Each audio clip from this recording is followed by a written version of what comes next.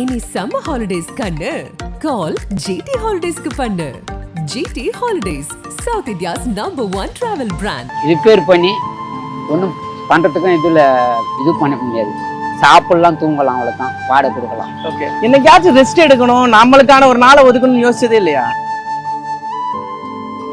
எத்தனை பேர் இது மாதிரி தொல்லை கொடுத்துருக்காங்க? எவ்வளவு சேர்த்து வச்சிருந்தீங்க? என்னத்தை சேர்த்து வச்சு என்னத்தை பண்ணுறது? நான் சந்தோஷமா எதுவுமே சாப்பிடலையே. ஒரு முட்டன் சாப்பிட்றது கூட 1 வருஷத்துக்கு 5 வருஷத்துக்கு ஒன்று சாப்பிடுவேன். இப்போ கூட சாப்பாடு வாங்குற இடத்துல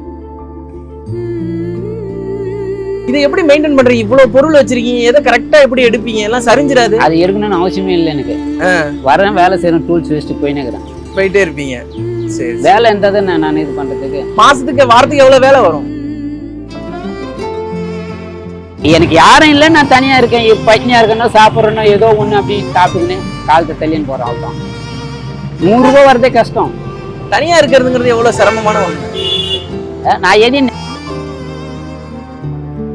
எப்ப அதை முடிவு பண்ணீங்கன்னா, ஒரு ஃப்ரெண்டு தான் இந்த கடை வைக்க உதவி பண்ணிருக்காரு. ஃப்ரெண்ட்ஷிப்பே அவரு ஃப்ரெண்டு தான் குத்து வச்சு உங்ககிட்ட காசு குத்து வச்சு அவரும் எடுத்துக்கினாருல, ஏமாத்திட்டாருல.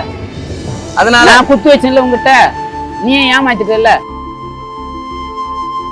இது சினிமாக்கெல்லாம் போற பழக்கம் உண்டா? 20 வருஷம் இருக்கும் சினிமா போய். 20 வருஷம் இருக்கும். 20 வருஷம் ஆச்சு. யார் படம் அதிகமா போய் பாப்பீங்க? அழுதுருக்கீங்களா? அழுக்கும் நல்லா அழுவ வரும். வீட்டுக்கு போனாலும் அழுவ வரும். அப்படியே அடைக்கணும் இது பண்ண. உங்களுக்கு எங்கதான் நிம்மதி கிடைக்குது? எதுவுமே கிடையாது.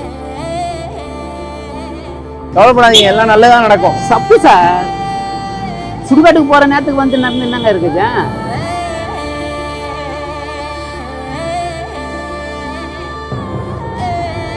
ஜெயகோபால் என் பேரு. இந்த கடையை பத்தி சொல்லுங்க. 2 பேர் ஹெல்ப் பண்ணாங்க. ஒருத்தர் 1000 ரூபாய், ஒருத்தர் 2000 ரூபாய். கடை வச்சேன். டூல்ஸ் எங்கிட்ட இருந்தது, கடை திறந்தேன். அப்போ 1 வருஷமா அப்படியே காசெல்லாம் அப்படியே எடுத்து வச்சிருந்து அவங்க குத்த காசு 2 பேர்கிட்ட கொடுத்தாச்சு. அப்புறம் நான் திரியம் வந்து தண்டல் காசு வாங்கி கொஞ்சம் சாமான் வாங்கி அப்படியே நான் கையை 8 வாட்டி சாத்துறத வந்து ஒரு 4 வாட்டி சாத்துற மாதிரி கொஞ்சம் சாமான் வாங்கி வச்சிருந்தேன். அதுக்குள்ளேயே எல்லாம் வந்து வேலை செய்ய ராத்திரியிலேருந்து காலைல 7லேருந்து ராத்திரி 1 மணி வரைக்கும் வேலை செய்வேன். காலைல 7 மணிலேருந்து ராத்திரி 1 மணி வரைக்கும் 21 வருஷமா வேலை செய்வேன். ஒரு நாள் கூட ரெஸ்ட் கிடையாது. ஆரம்பத்துல ஒரு முதலீடு இருந்துச்சு, அதெல்லாம் நான் கணக்கு எதுவும் வைக்கலங்க. சாப்பிட்றதுமோ வரதுமோ போறதுமோ அப்பா அம்மாவும் கிடையாது எனக்கு. அதனாலதான் நான் ராத்திரி எல்லாம் வேலை செஞ்சேன். ஏன்னா வீட்டுல போனா அப்பா அம்மா எதுவும் கிடையாது. சரி பாப்போம், நம்ம எங்க வீட்டுல போய் என்னத்த பண்ணுவோம், தூங்க தானே போறோம்ட்டு இங்க படிக்கிற பசங்கன்றதுக்காக சைக்கிள் செஞ்சு கொடுத்து காலையில சீக்கிரம் அனுப்பிச்சிடலாம் அப்படின்ட்டு நைட்டு செஞ்சு வச்சு காலையில வந்தோன்னு குத்து அனுப்பிச்சிடுவேன். அதனாலதான் ராத்திரி 1 மணி வரைக்கும் வேலை செஞ்சேன். ராத்திரி 1 மணி வரைக்கும்? ஆமா, 21 வருஷம். 21 வருஷம் ரெஸ்ட் இல்லாம, ஒரு நாள் கூட ரெஸ்ட் இல்லாம அப்படியே கோயிலுக்கு போனாலும் 6 மணிக்கு இங்க வந்து ராத்திரி 1 மணி வரைக்கும் வேலை செய்வேன்.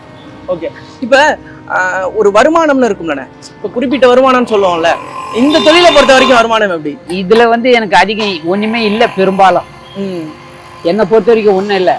சைக்கிள் கடன் வச்சா 30-40 சைக்கிள் வாடகை போடணும். அது ஒண்ணு, ரிப்பேர் பண்ற மாதிரி அது ஒண்ணு. இதுல ஏதாவது ஒண்ணு மிச்சம் பண்ணலாம், அவ்வளவுதான். மற்றபடி வேற ஒண்ணும் இல்லை. இங்க சைக்கிள்லாம் வாடகை விட முடியாது. ரிப்பேர் பண்ணி ஒன்றும் பண்றதுக்கும் இது பண்ண முடியாது. சாப்பிடலாம், தூங்கலாம், அவ்வளவுதான். வாடகை கொடுக்கலாம். ஓகே, மற்றபடி எடுத்து வைக்கிற சான்ஸுக்கெல்லாம் அது கிடையாது. ஓகே, அந்த வருமானம் இல்லைங்கிறீங்க. ஏன் இந்த தொழிலை விட உங்களுக்கு மனசு வரல? வேற எதுவும் எனக்கு தெரியாத. நான் தாஜ் ஹோட்டல்ல வேலை செஞ்சேன். 1 வருஷம் கொடுத்தாங்க. இங்கிலீஷ் பேசணும் நாங்கள் பர்மனெண்ட் பண்ணும் போதோ எனக்கு இங்கிலீஷ் தெரியாதுங்க. என்ன அப்போ நீங்க வெளியே வேலை பார்த்துங்கன்னாங்க. அப்புறம் தான் இங்க வந்தேன். அப்படி சொல்லும் போது எப்படி இருந்துச்சுன்னா, ஏன்னா திடீர்னு வேலை செஞ்சுட்டு இருக்க இடத்துல இருந்து டக்குன்னு நம்மளை வெளியேற்றிட்டா நமக்கு ஒரு பதட்டம் இருக்குங்க. நான் ஒன்றும் பண்ண முடியாத. ஏன்னா எல்லாரும் என்னோட முன்ன வந்தவங்கலாம் 3 வருஷம் 4 வருஷம்லாம் இருந்தவங்கலாம் இருக்காங்களே. நான் 1 வருஷம் தானே செஞ்சேன். அவங்களெல்லாம் வெளியே அமிச்சாங்க இல்லையா? அப்போ நான் போகிறதுக்கு என்ன ஆகுது? அவங்கள அனுப்பும் போதோ. உங்க சொந்த ஊர் எதுன்னு? எனக்கு புருஷவாக்கம். புருஷவாக்கம் தான். அங்கேருந்து நீங்க எப்போ வந்தீங்க? அயனாவத்துலேருந்து அரும்பாக்கம், அரும்பாக்கத்துலேருந்து மதுரை வயலேருந்து தான் இங்கே வந்து கடை வச்சேன். இப்போ காலையிலேருந்து 1 மணி வரைக்கும் வேலை பார்க்குறீங்க.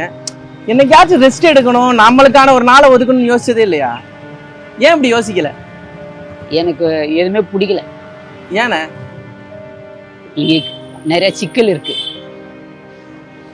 மந்திரிக்கிறாங்கல்ல, அது நிறைய இருக்கு.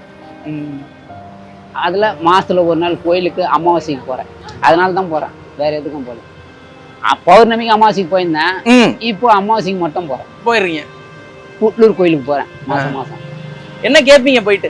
ஒன்றும் இல்லை, எனக்கு இன்னும் என்னால் ஒன்றும் செய்ய முடியாதுங்க. எதிரிங்களை நீங்கள் தான் பார்க்கணும், அவ்வளோதான், வேறு ஒன்றும் கிடையாது. எத்தனை பேர் இது மாதிரி தொல்லை கொடுத்துருக்காங்க? இது நான் இன்னத்தை எப்படி சொல்கிறது, எல்லாம் கொடுத்துனே தான் கிடக்குறாங்க. அதனால் எனக்கு எதுவுமே டெவலப் பண்ண முடியல, போயிடுச்சு, வெறுத்து போயிடுச்சு எனக்கு. அதனால் எதுவும் பண்ணல. எவ்வளோ சேர்த்து வச்சுருந்தீங்க? என்னத்தை சேர்த்து வச்சு என்னத்தை பண்ணுறது? நான் சந்தோஷமாக எதுவுமே சாப்பிட்லையே. எதுவுமே ஒரு முட்டன் சாப்பிட்றது கூட ஒரு வருஷத்துக்கு 5 வருஷத்துக்கு ஒன்று சாப்பிடுவேன். இப்போ கூட சாப்பாடு வாங்குற இடத்துல கூட மீன் சாப்பிட்டு பண்ணுவாங்க. எனக்கு சின்னதுலேருந்து சாப்பிட்டு பழங்கலைங்க. அது எனக்கு 8 வயசில் முள்ள வச்சுக்கிறதுனால அது பயம் அப்படின்னு. பயம், சரி. அந்த மாதிரிலாம் இருக்குது. நான் இந்த இதுலேயே எல்லாத்தையுமே விட்டேன். கொஞ்சம் வீட்டு பிரச்சனை வேறு, அண்ணன் இறந்துட்டாரு, மாமா இறந்துட்டாரு உடனே. அதனால் இப்போ நீங்கள் தனியாக தான் இருக்கீங்க? நானும் அண்ணனும். அண்ணன் வீட்டில் இருக்கிறாரு. இப்போ அண்ணன் வீட்டில் இருக்காங்க. ஃபேமிலி அவருக்கு அவங்க பிரச்சனைனால அவங்க தனியாக இருக்காங்க. பசங்களாம்? அவர் 3 பசங்கள்லாம் அவங்க அம்மா கிட்ட இருக்காங்க. எல்லாம் அங்கே இருக்காங்க. அவங்க கிட்ட, எனக்கிட்ட.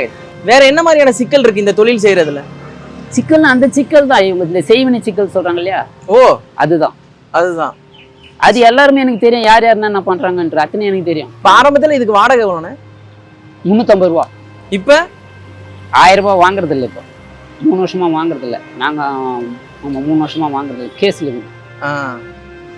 சரி, இதை எப்படி மெயின்டைன் பண்றீங்க? இவ்வளவு பொருள் வச்சிருக்கீங்க, எதை கரெக்டா எப்படி எடுப்பீங்க? எல்லாம் சரிஞ்சிடாது? அது எடுக்கணும்னு அவசியமே இல்லை எனக்கு. வரேன், வேலை செய்யறேன், டூல்ஸ் வச்சுட்டு போயிட்டே இருப்பீங்க. சரி, வேலை இருந்தால் நான் இது பண்றதுக்கு. மாசத்துக்கு வாரத்துக்கு எவ்வளவு வேலை வரும் சொன்னா நம்ப மாட்டீங்க. 100 ரூபாய் வரதே கஷ்டம். 100 ரூபாய் வரதே கஷ்டம்.